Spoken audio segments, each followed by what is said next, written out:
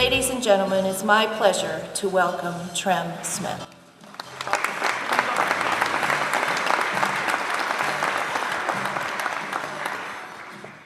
Great.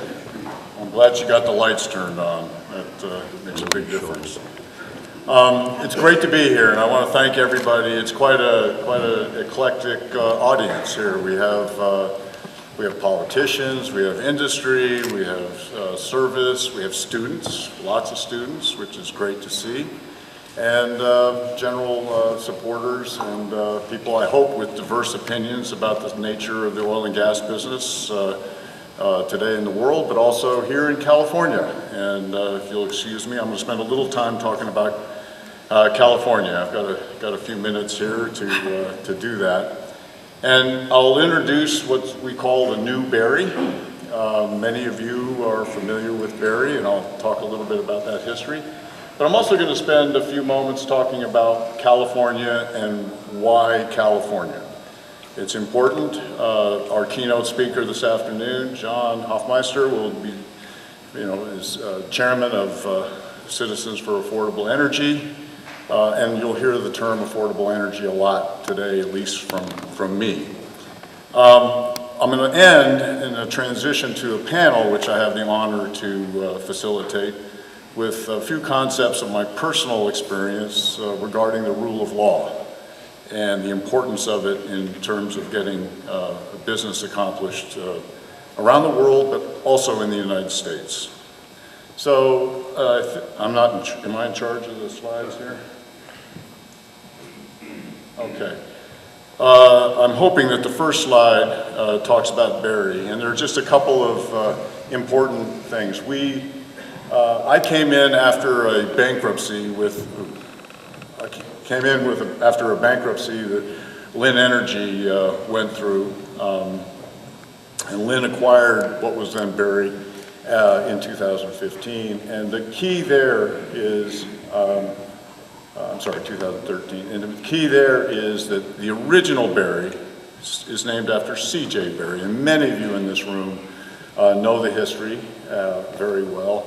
What intrigued us about C.J. Barry, and me personally, is the entrepreneurship, the leadership, and the very fact that he was such a frontiersman and an explorer in the Klondike, the gold fields, and more unusually, those of you that read history about frontier exploration, he actually kept his money. As the guy that kind of made the riches, he didn't spend it all and excuse the terminology, but he didn't spend it all in the brothels or the saloons or, quite honestly, the hardware stores. And a lot of that probably has to do with his wife, Ethel, and many of you have worked or are familiar with Barry's original field, Ethel D, which is just down the street here. And in fact, Barry maintains a significant footprint here in Taft and a long-standing relationship. We have a significant field office just up the hill and a long-standing relationship, which we hope to grow with Taft, Maricopa, and you'll hear Midway Sunset quite a bit.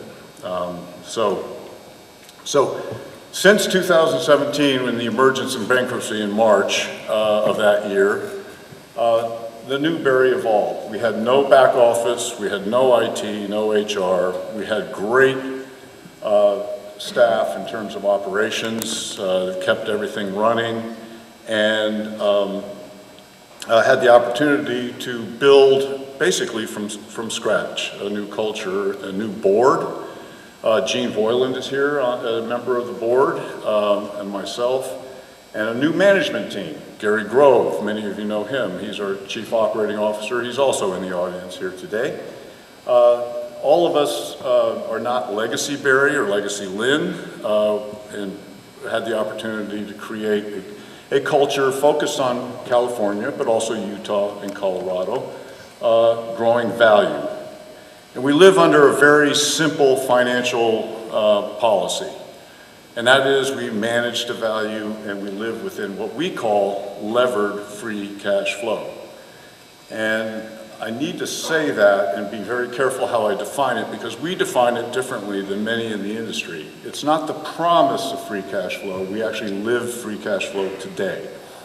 And that free cash flow is defined as we pay our costs, we pay our taxes, I'll talk about taxes a little later too, we pay a dividend, and I'll come back to that in a second.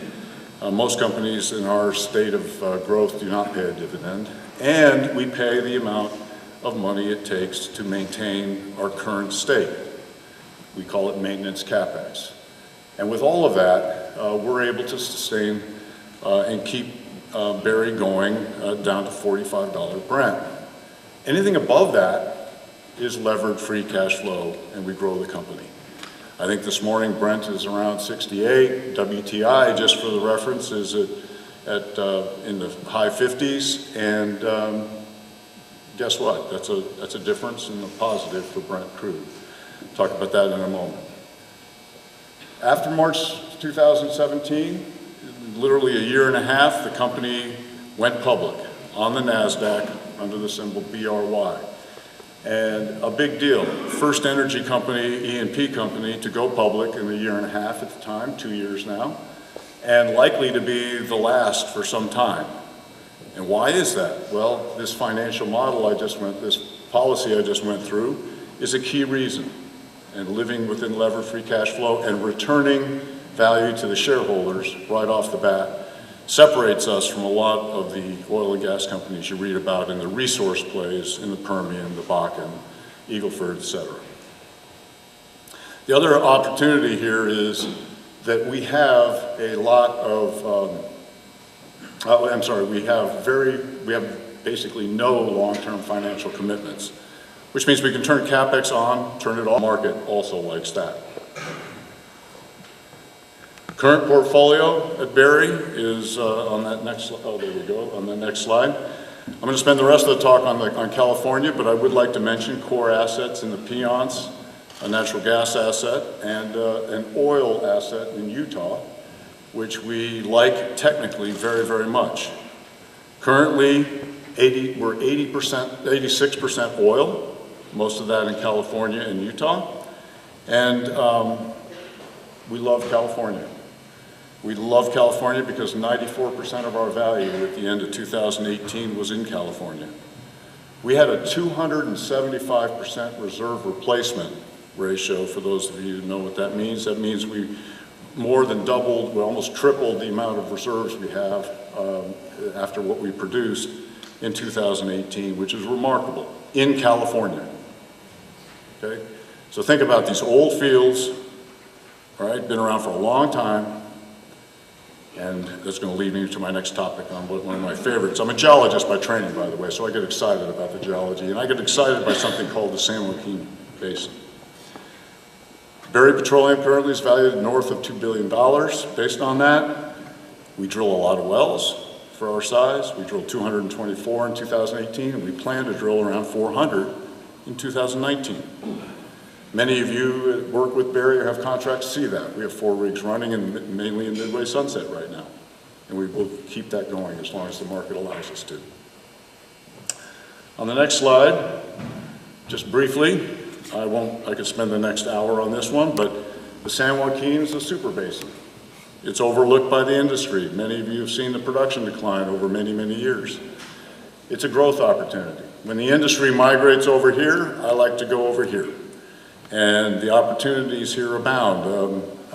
Rarely, I was talking to some of our speakers last night, that'll come. I mean, you have to go out in the field here to see what this is like. It's not like anything else in the United States in terms of how much production and how much reserves and how much oil in place, resource, the San Joaquin Basin has.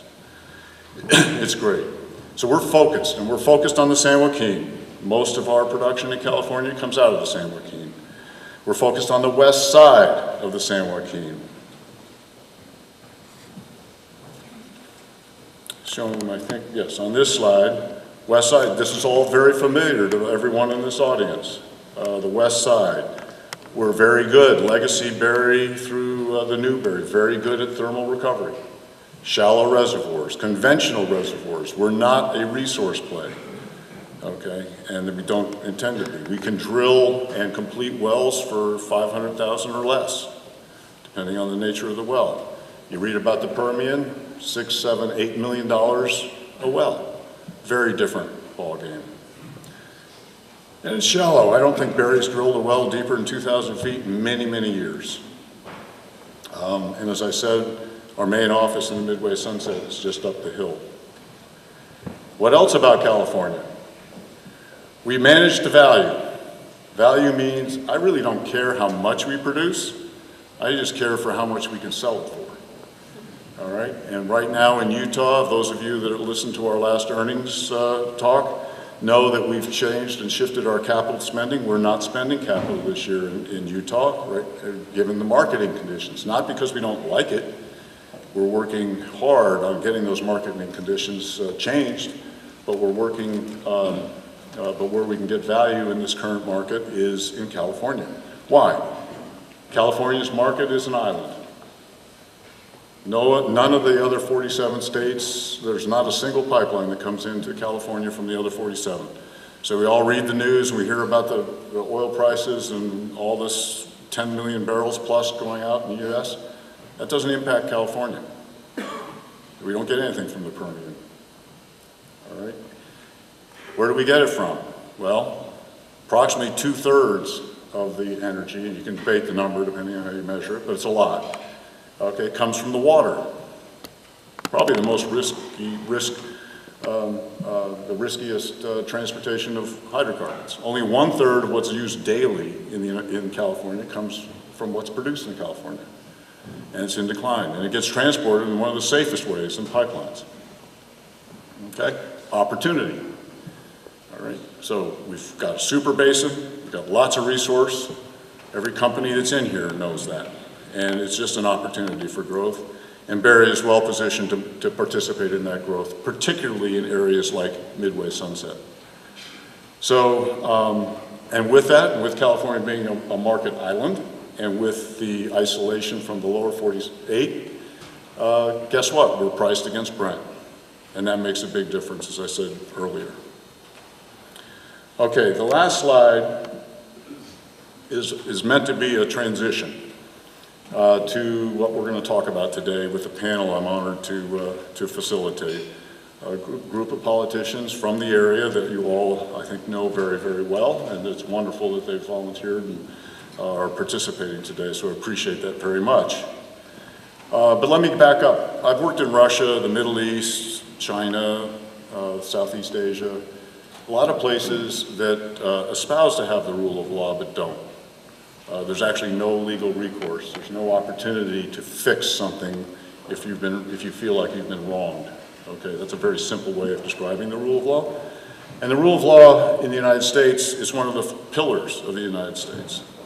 And one of the trends we kind of see now, and I'm trying to be a little bit provocative while being politically correct, is we're seeing a trend, or I'm seeing a trend, I'll make it personal, that away from that. Usually the rule of law allows both parties to end up in a situation where the population and the country is better off. And so when you deviate from that and you have groups that seem to think they know better about what people should be doing, that tends to be a problem and can lead to many countries and many examples over history where it didn't work out so well.